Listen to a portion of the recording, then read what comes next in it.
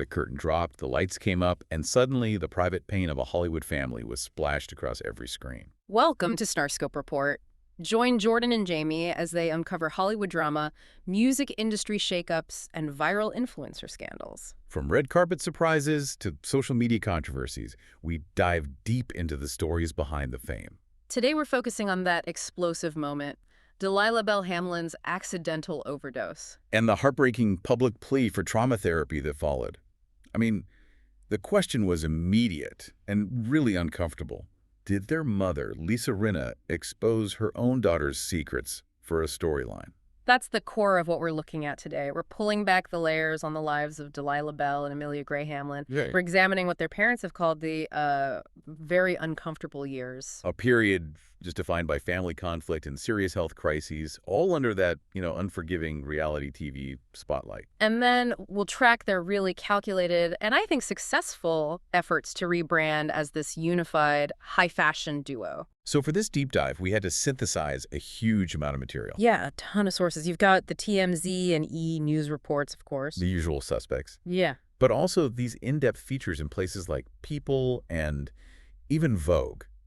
And honestly, the social media discussions on Reddit were crucial. Oh, absolutely. That's where you really see the public perception take shape, often, highly critical of their attitudes and their careers. Exactly.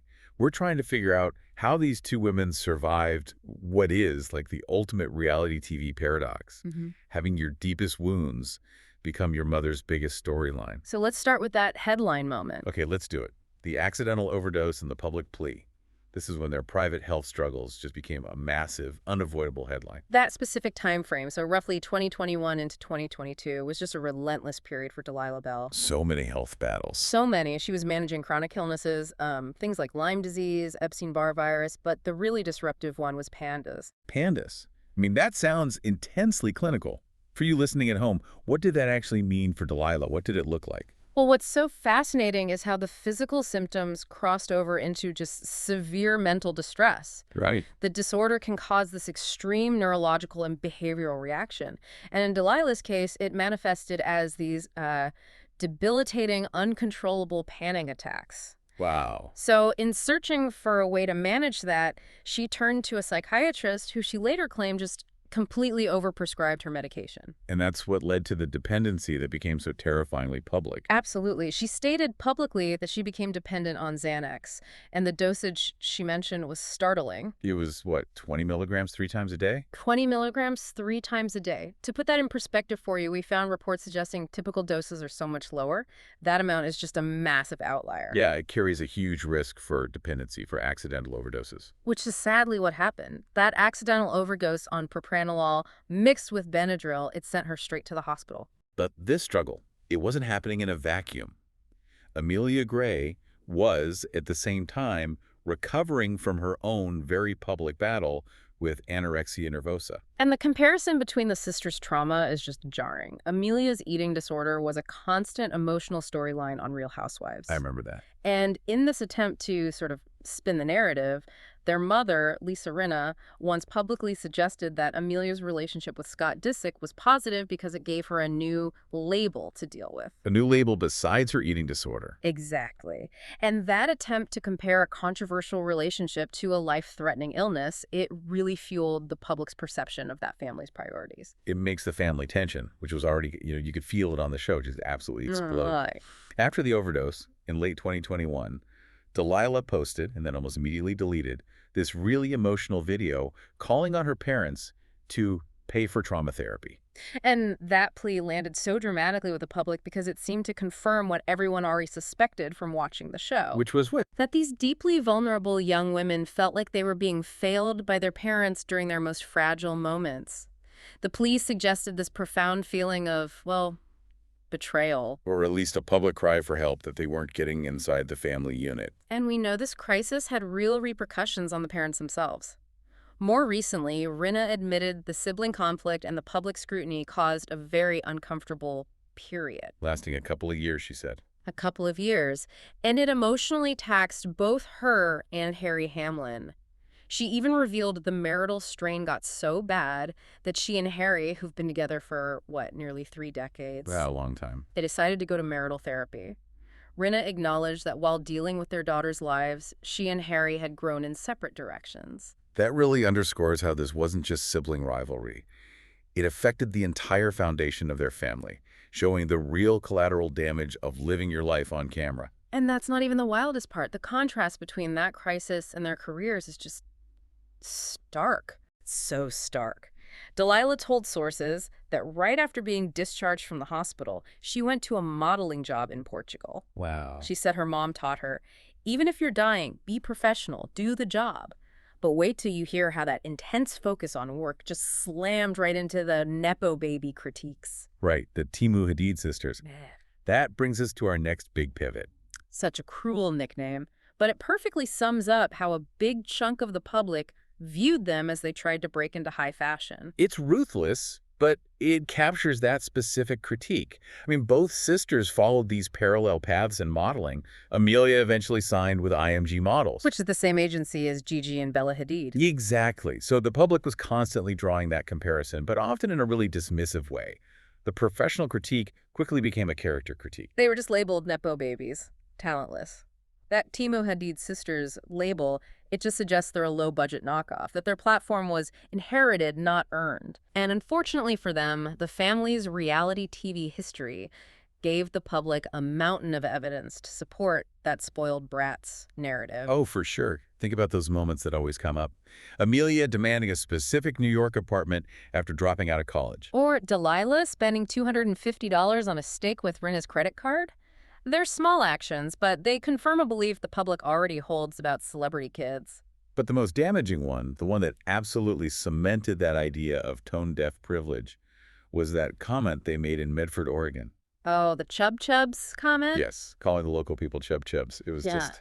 But yeah, that Medford moment is so crucial because it's not just about spending money. It showed this kind of disdain for people outside their bubble. Totally. For models trying to appeal to a broad market, being seen as mean-spirited and judgmental is just terrible for your brand. And the lack of any real accountability after that moment made that mean girl label stick for years.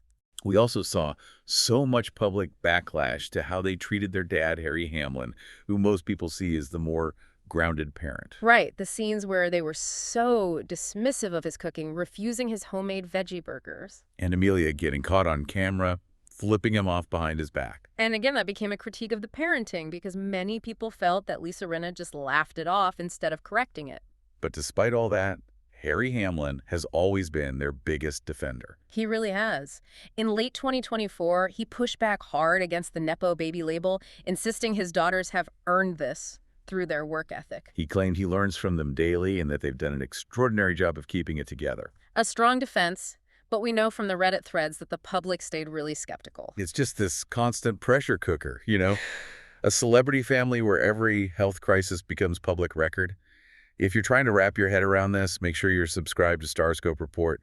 We've got even more on how one sister's new relationship changed everything. So let's pivot from that criticism to the strategic rebranding that finally seemed to work. Okay, our final headline. The Scott Disick era is over. How Amelia's new romance helped heal the family rift and redefine her brand. The turbulence during that Scott Disick era was extreme. She was 19, he was 37. And his connection to the Kardashians just made them constant tabloid fodder. Rinna publicly called it a what the F moment. She even said she wished Amelia was dating Harry Styles instead. That shows you just how much the family disliked that relationship. And it ended so messily in September 2021, right? Right. Triggered by Disick's alleged DMs about Kourtney Kardashian. Exactly. But the chaos actually provided a moment of unity for the sisters. Delilah even threw some public shade at Disick's talentless brand. A rare moment of them aligning against an outsider. And that temporary alignment really paved the way for something more permanent. We see this definitive shift with Amelia's new relationship with Nicolai Marciano. The Guess Inc. heir they hard-launched late last year. Amelia called the timing divine. But what makes this relationship such good PR is the stabilizing family connection. He's a childhood friend, right?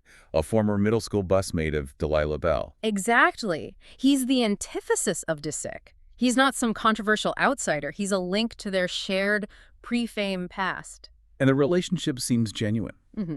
Amelia has even teased the possibility of marriage for the first time ever. And this injection of stability, this perceived maturity, it allowed them to finally present a unified front professionally. Across 2024 and 2025. Yeah. The sources all confirm the sisters are now very close, super supportive of each other's careers. You see it in Amelia's Model of the Year win and their joint feature in American Vogue. It's proof they've finally arrived as a genuine professional duo, not just celebrity siblings.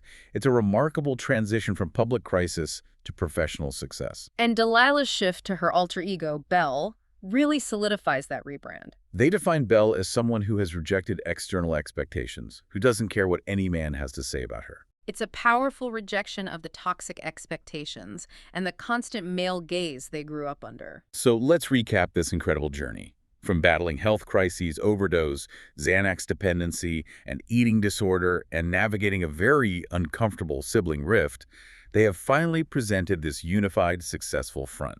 The key insight here is the sheer amount of personal struggle it took to make this public rebrand happen.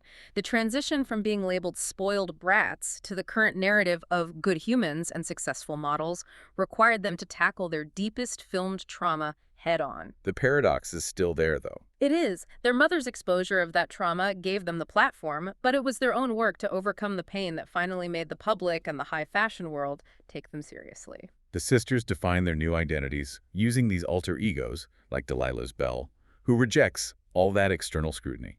And it raises an important question for you, the listener. In a world where cameras are always rolling and judgment is instant on social media, on reality TV, how much power are you giving away to the public eye? And what part of your own identity do you need to maybe just cut off or redefine to finally feel like yourself? You've been listening to StarScope Report, where Jordan and Jamie uncover the stories shaping Hollywood, music, and pop culture. Thanks for tuning in, and don't forget to subscribe for more stories that keep the stars shining.